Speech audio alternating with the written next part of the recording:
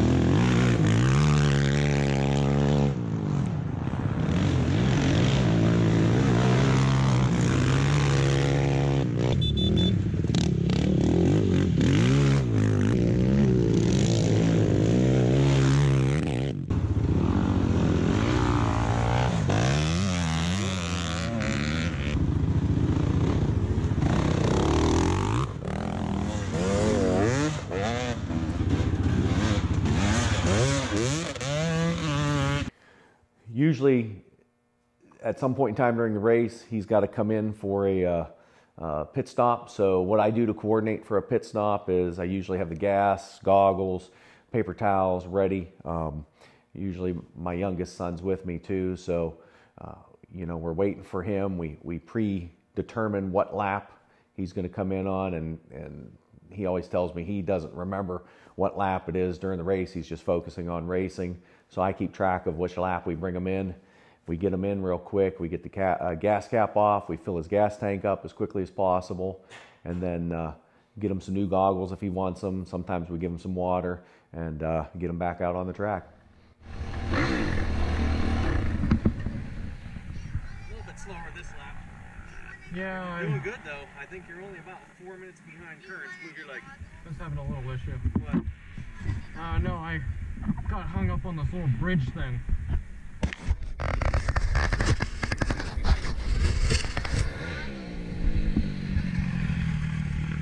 You have fun? Yeah. You alright? First half of the track, Yeah. all rocks. Second half is fast and fun. Alright, have a blast and do as well as you think you can do. Yeah. It's Start it. It's a technical track. Alright, have fun.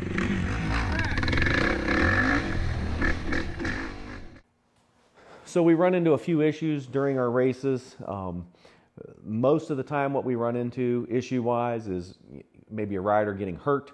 And when that happens, we've got to usually get a medic from the ambulance out to where the racer is.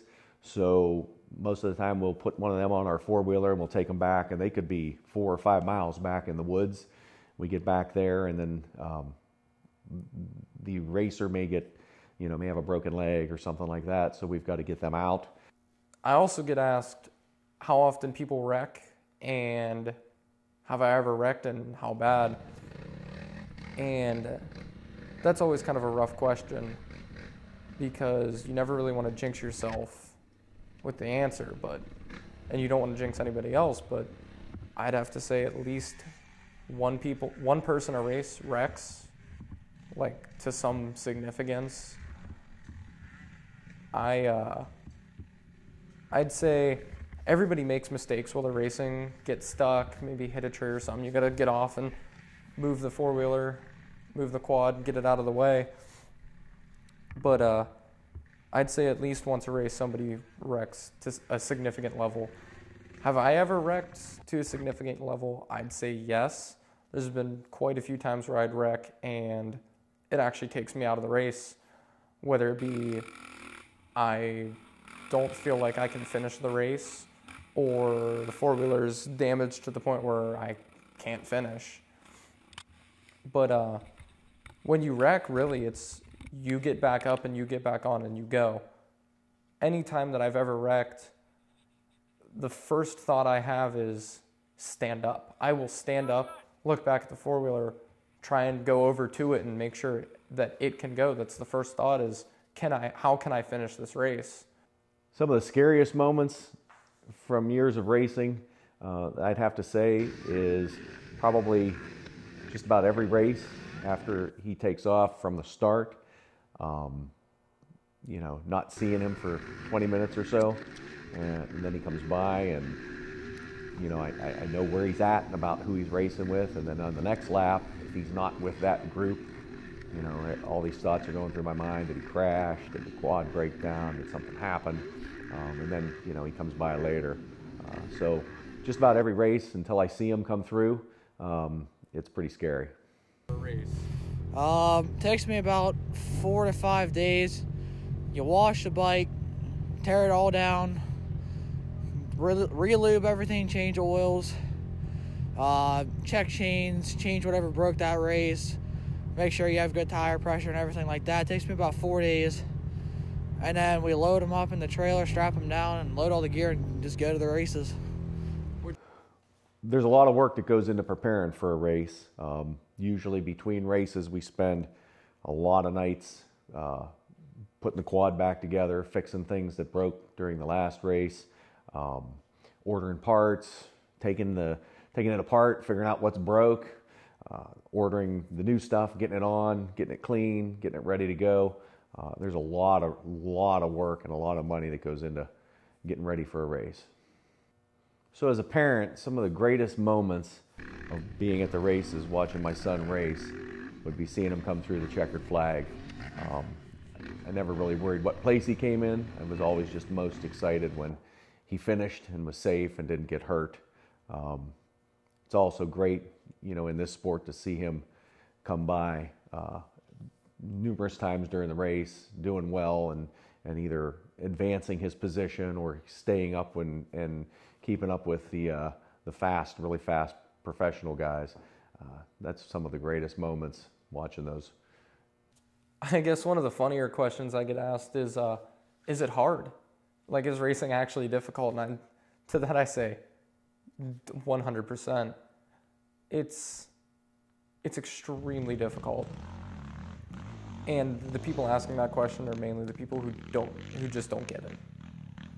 When people look at racing, they think we just sit there for the 2.5 hours and just push a button. But that's really not the case. You're standing up the whole time, throwing around 300-400 pounds, shifting all your body weight.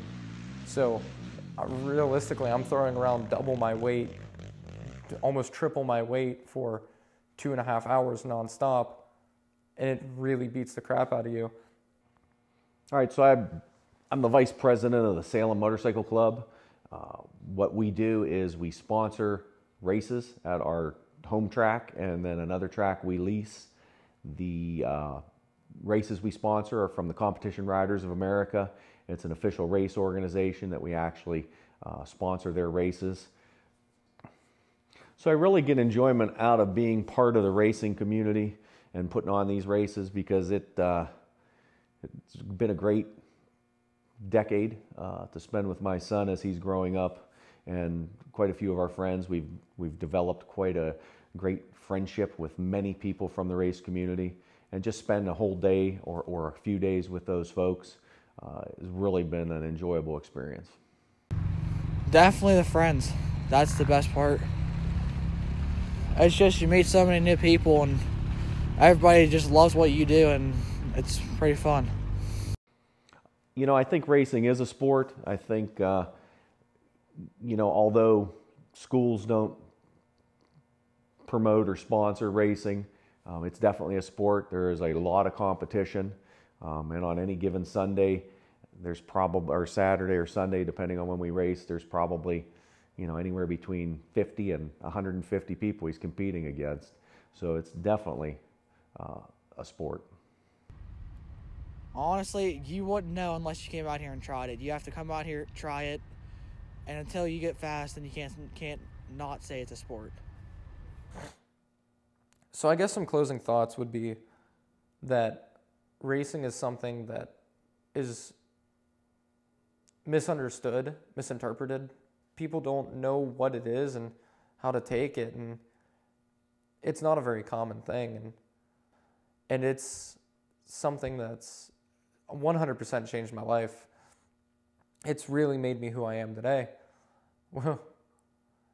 And I'd say it's 100% a sport. It is extremely difficult, and the preparation that goes in for it, to be good at it, it's so much work. And that whole side of it's misunderstood too. People think we go out there for 20 minutes and do a couple circles and just sit there. No, we're out there for 2 hours battling it out as hard as you can, throwing around 300 or 400 pounds. And that's just something that people don't understand, and you'll never understand unless you try it.